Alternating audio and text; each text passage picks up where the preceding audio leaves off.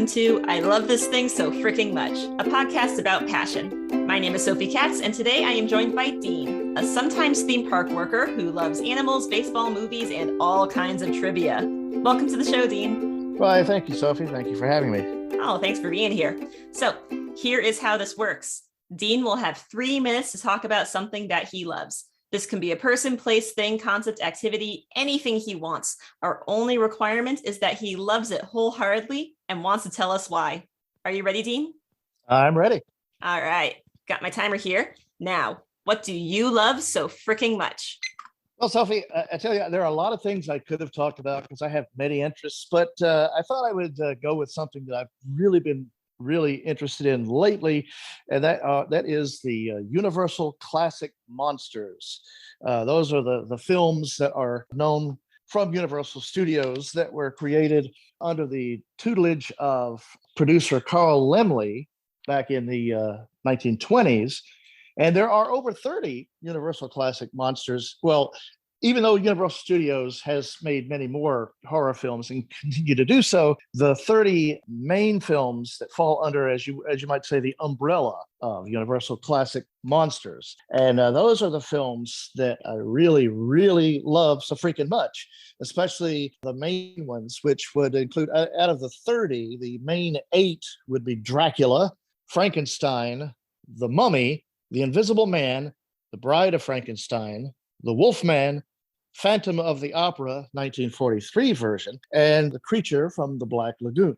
Each one of those films are must-sees if you're ever interested in getting into the Universal Classic Monsters, finding out what they're all about, and they will give you a nice thrill and chill right down to the bone.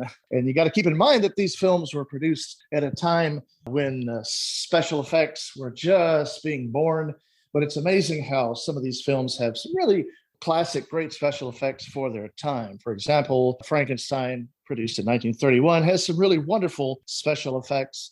And of course, they were helped by the makeup of famed makeup artist Jack Pierce, who pretty much invented the look of the Frankenstein monster, the Wolfman, and many of the other classic monsters that we've come to know and love from Universal Studios. I'm also excited to learn that perhaps Universal Studios, in building their new theme park, I think it's Universal's Epic Universe, they will have one section of that park devoted to Universal's classic monsters. So that's something really exciting coming up on the horizon, something I really look forward to. And that's about it. All right. Well, thank you for telling us about Universal's classic monsters today. Sure. So you mentioned a little bit of a lineup of the monsters that are the standout classic monsters here. Do any one of these monsters stand out to you as your personal favorite? Absolutely. I love them all dearly in their own ways, but my absolute favorite is the very first one, Dracula from 1931, starring the great Bela Lugosi, who was already a well-established actor from Hungary. He immigrated to the United States in the early 19-teens, I guess, and he began appearing in films. Prior to that, he had made films in Hungary in his native language, but the movie industry was obviously in its infancy at the time, and he starred in a lot of silent films. And he was cast as Dracula because he had performed that role in a stage play version of Bram Stoker's classic novel Dracula. Mm-hmm. And it was just kind of as we would say, a no-brainer from Carl Laemmle and the people at Universal that they would get Bela Lugosi to portray the mysterious Count in 1931's Dracula, which was directed by Todd Browning. The film pretty much follows the play. It's very theatrical in its presentation, very staged. There are not a lot of switching camera angles or anything like that. It really is like they filmed a play, but the performances, in my opinion, are so extraordinary that you forget you're watching a play, and it's really great watching this story unfold. Something I really, really love is how Bela Lugosi really got into the character. He was said to have delighted in between shots, skulking around the set in his cape, and sneaking up behind people and coming up to them and saying, "I am Dracula," And so he was really into the part. Another cool thing about that film, 1931's Dracula, there was a Spanish version that was filmed simultaneously with an all different cast. The way that worked was in the daytime, Todd Browning and his crew would come into the studio, film their scenes, and then in the evening they would leave. Then the Spanish crew would roll in and they would film on the same sets, virtually the same scenes at nighttime. And so they filmed these films simultaneously. And it's really interesting. I have actually seen both versions, of course, Dracula many times, but I had an opportunity to see the Spanish version in a double feature in the theater. From time to time, Fathom Events, in association with Turner Classic Movies, will present their classic films on the big screen for like limited showings. And they did a double feature, Dracula and Spanish Dracula.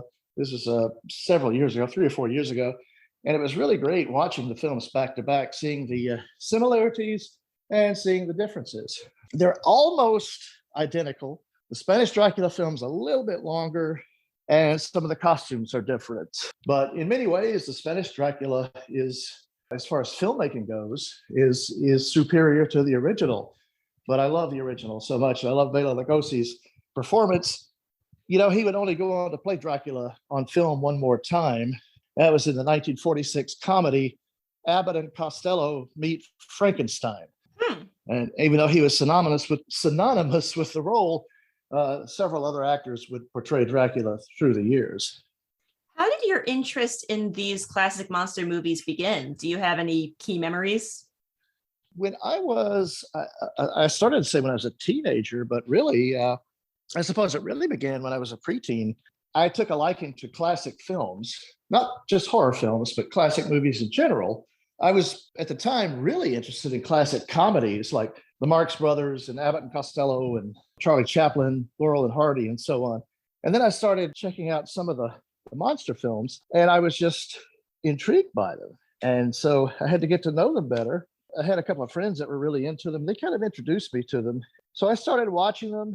I started reading the magazines, you know, back then when we actually had fan magazines back in the, this is back in the 1970s when I was a preteen/teenager.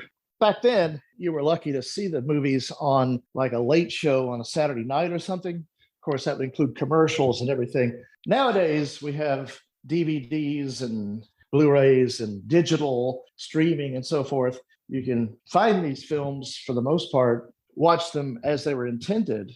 It's almost like a rebirth, a whole new way of watching them and getting to see them without interruption, proper sequencing. You know, a lot of these films, the 30 that I mentioned that fall under the blanket of Universal Classic Monsters, they kind of follow a storyline. There are several sequels, and they just got more interesting with time.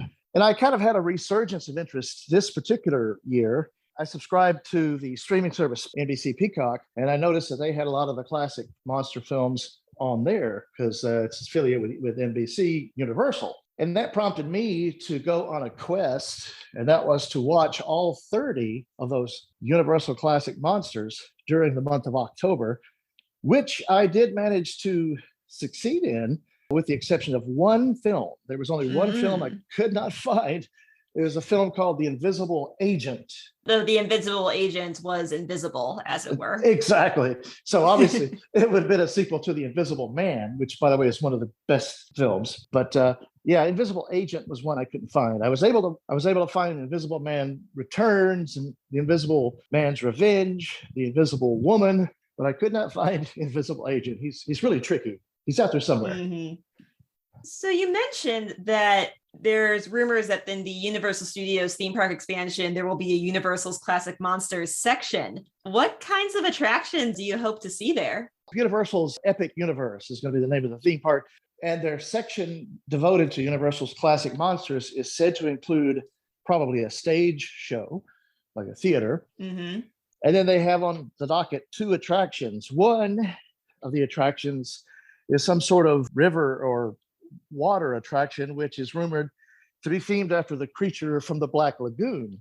And that sounds pretty exciting. Yeah. And then there's a proposed dark ride, utilizing the same technology that you see in Harry Potter and the Forbidden Journey right now at Universal's Island of Adventure, the robotic Kuka arm system. If you've ever been on that ride, you know that your ride vehicles are on that robotic arm that kind of lifts you and turns you in certain directions at certain times. and allows you to see what they want you to see. The Harry Potter ride is very screen oriented, and the backs of the cars are very high, and you really can't see much to your left or your right. You're pretty much looking straight ahead. Well, the concept cars for the monster ride doesn't have high backs like that. It looks like something that comes out of Frankenstein's laboratory with a lot of gears and pipes and electrodes and springs and things. Interesting. The seat backs look like coffins, or shaped like coffins. And the back of the seat is it's about like an average roller coaster. The top of the seat comes up to the back of your head. And so the idea is that perhaps, since they're allowing you to have a better field of vision, maybe this ride won't be as screen heavy as a lot of the other newer attractions we've seen, and will possibly involve more traditional animatronics and special effects. So we'll see. But that's just what I've heard, but I hope it's true. If that's the case, then I'm going to keep my eyes open and be first in line to sign up to work there, because it sounds like a blast. Yeah, it sounds like a real dream come true for you. Yeah, they could even make the team members like Igor or something, running around with hunchbacks or something. Step right this way onto the ride. Dean, thank you so much for telling us about something you love today. Sure, I had a good time. And thank you, our listeners, for tuning in today. If you would like to learn more about Universal's classic monsters or our guest, Dean, you can find his social media information in the episode description. And don't forget to use the hashtag #LoveThisThingCast to tell us about the things you love. I Love This Thing So Fricking Much is a production of Through the Window Media. This episode was directed and edited by Sophie A. Katz. You can find us at Through the Window on Twitter, Facebook, Instagram, or Tumblr. That is THROU The Window at all those social media sites. Be good to yourself, be kind to each other, and you'll hear from us again soon.